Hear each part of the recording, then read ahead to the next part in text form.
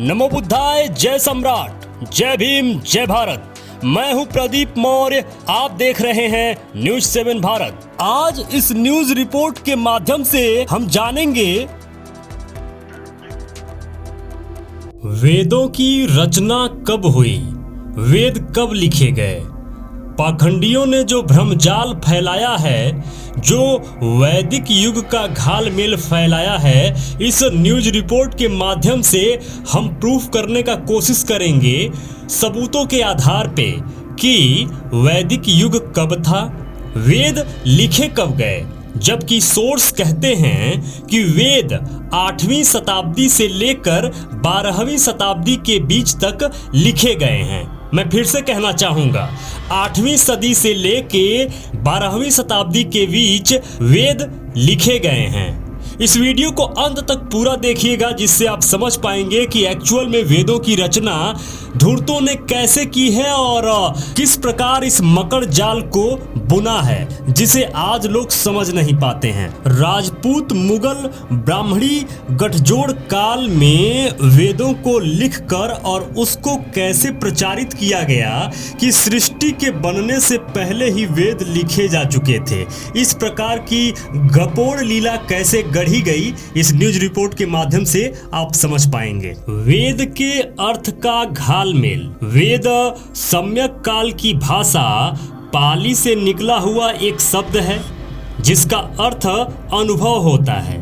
सम्यक काल में वेद शब्द का प्रयोग विशेषण के तौर पर पाली भाषा में किया जाता था।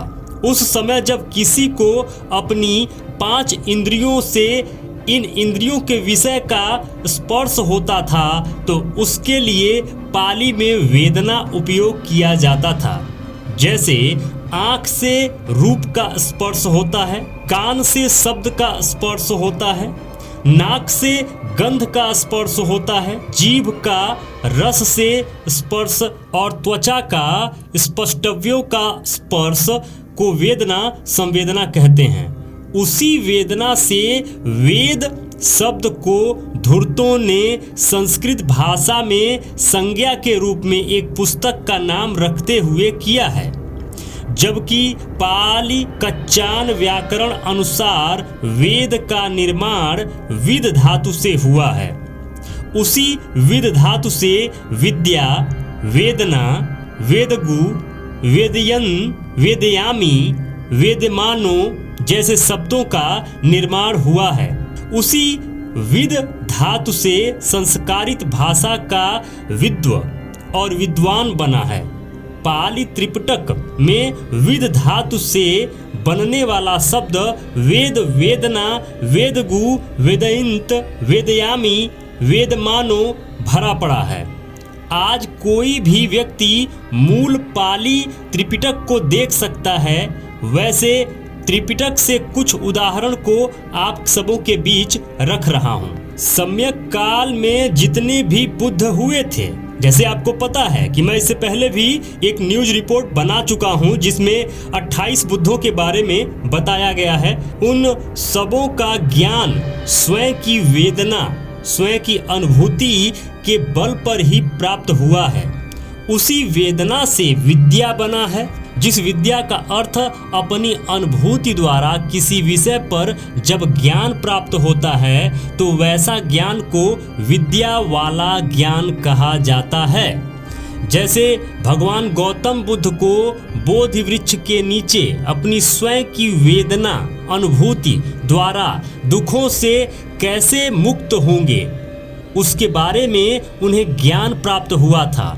लेकिन वहीं पर जब कोई किसी पुस्तक को पढ़कर या किसी से सुनकर जो ज्ञान प्राप्त करता है, उसे शिक्षा, पाली भाषा में शिक्षा कहते हैं। उसे अनुभव वाला ज्ञान नहीं कहते हैं, उसे शिक्षा कहते हैं। तथाकथित बुद्धिजीवी धूर्तों ने पूर्व काल से चले आ रहे वेदना संवेदना वाले अनुभव की जगह पर राजपूत मुगल ब्राह्मणी गठजोड़ वाले काल में एक कहानी युक्त पुस्तक वेद का लेखन कर दिया है और उस पूर्व के पाली वाली वेदना संवेदना का भावार्थ ही आज की संस्कृत भाषा में दुख से कर दिया है, जबकि पाली में वेदना का अर्थ स्वयं की अनुभूति से होता है और आज की भाषा जो कि संस्कृत और हिंदी में वेदना का अर्थ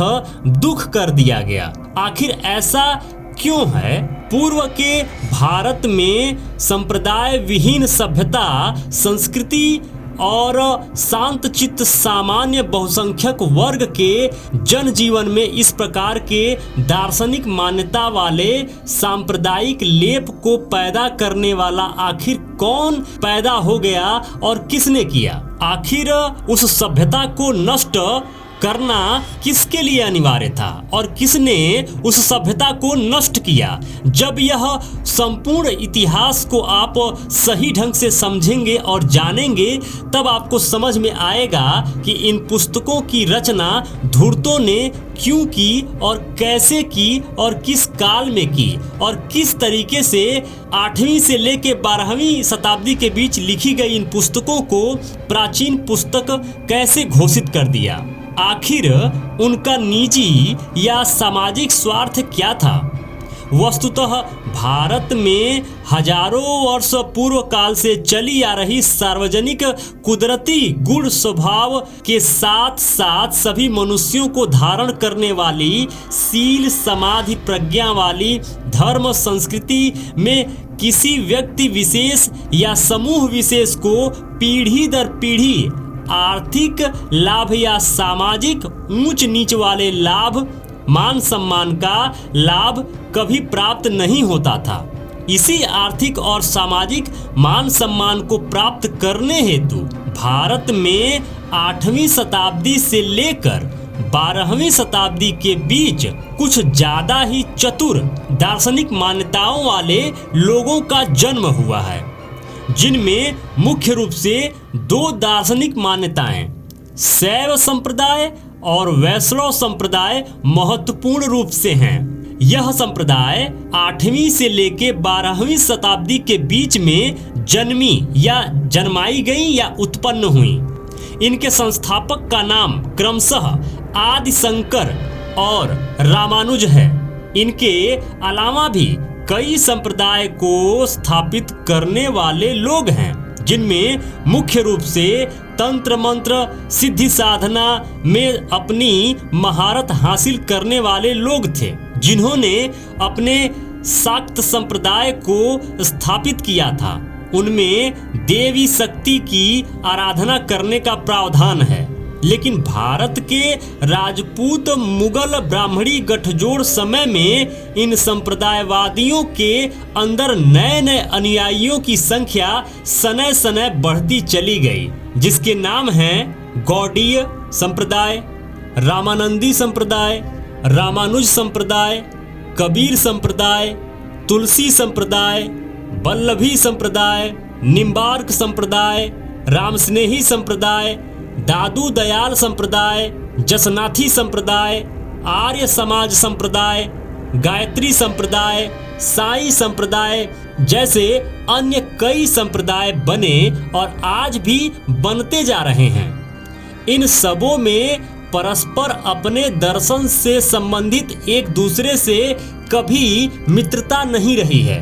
बस इतना यह जरूर याद रखिए कि किसी भी वेद पुराण उपनिषद या रामायण महाभारत यह जितनी भी किताबें हैं, इन सब का जन्म 8वीं शताब्दी से लेके 12वीं शताब्दी के बीच हुआ है, ऐसा लिखते हैं वैदिक युग का घालमेल। ये जो पुस्तक है इसमें लेखक राजीव पटेल जी को इस न्यूज रिपोर्ट में हमने कोट किया है।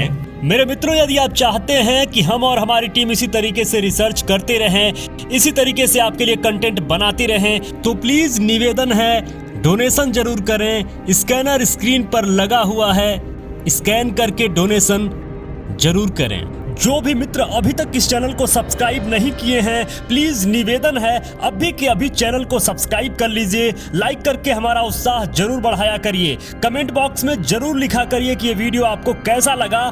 जो भी मित्र अभी तक इस चैनल पर बने हुए हैं, ये वीडियो देख रहे हैं, आप सबको बहुत बहुत मंगल कामनाएं। नमो बुद्धाय, जय भारत।